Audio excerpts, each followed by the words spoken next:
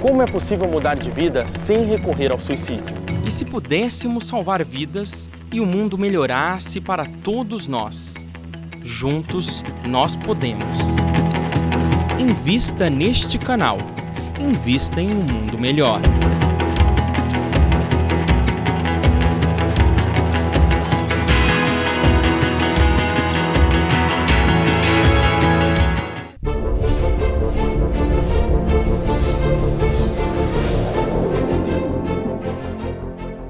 Estamos de volta com a segunda parte do nosso programa e hoje, quando nós vamos falar de um fato muito conhecido na Bíblia, está no primeiro livro de Samuel, capítulo 28, versículo 13 em diante.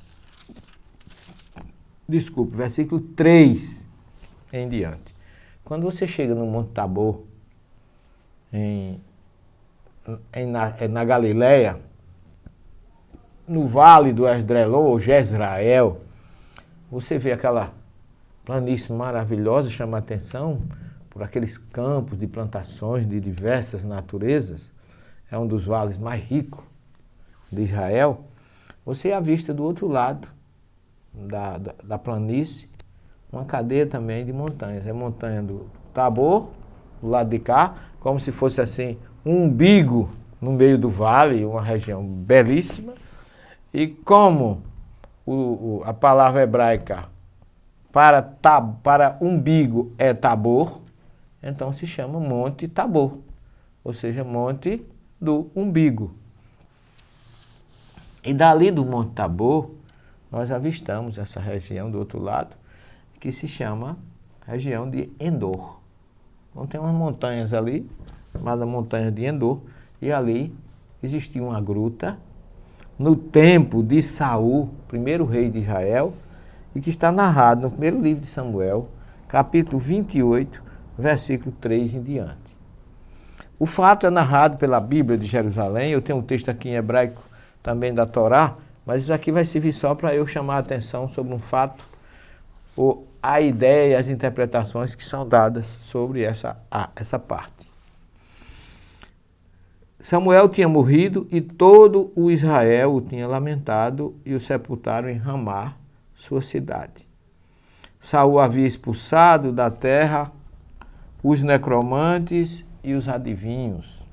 Entretanto, os filisteus se reuniram e vieram acampar em Sunã, que Sunã, segundo os tradutores da Bíblia de Jerusalém, corresponde exatamente à planície de Jezrael, ou Esdrelon.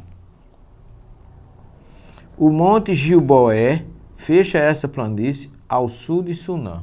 Quando a gente desce pelo Vale do Jordão a gente também passa bem perto do Monte Gilboé. Devia, pois, contornar o acampamento filisteu. Então ele diz assim: Endor está ao pé, olha aí, do Tabor, e ao norte de Sunã. Por isso que eu digo, o Endor fica do outro lado, não é bem ao pé, como está colocado aqui pelos tradutores. É do outro lado da planície de Jezrael, como explica aqui muito bem geograficamente os tradutores da Bíblia de Jerusalém, que eu elogio essa Bíblia porque ela tem um rodapé esclarecedor e educativo muito bom. Então eles explicam, o Monte Gilboé fecha essa planície.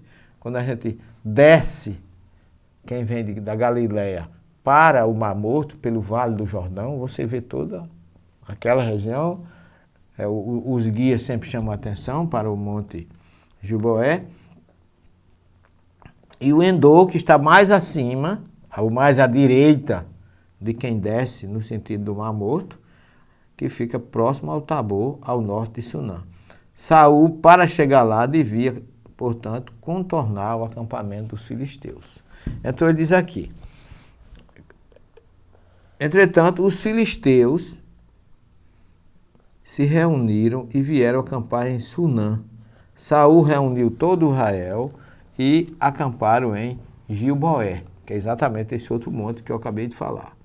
Quando Saul viu o exército dos filisteus acampado, encheu-se de medo e o seu coração se perturbou. Ele viu a quantidade de... O grupo o corpo, o regimento que ali se encontrava, ele ficou apavorado. Perturbou-se mesmo. E aí ele consultou a Deus, a Yahvé, mas Yahvé não lhe respondeu, nem por sonho, nem pela sorte, nem pelos profetas. Então veja que ele consultava a mediunidade onírica, que nós já falamos aqui, era uma das formas que vinham as mensagens espirituais, não deixa de ser uma mediunidade onírica, como está lá colocada no Livro dos Espíritos, capítulo 400 a 450.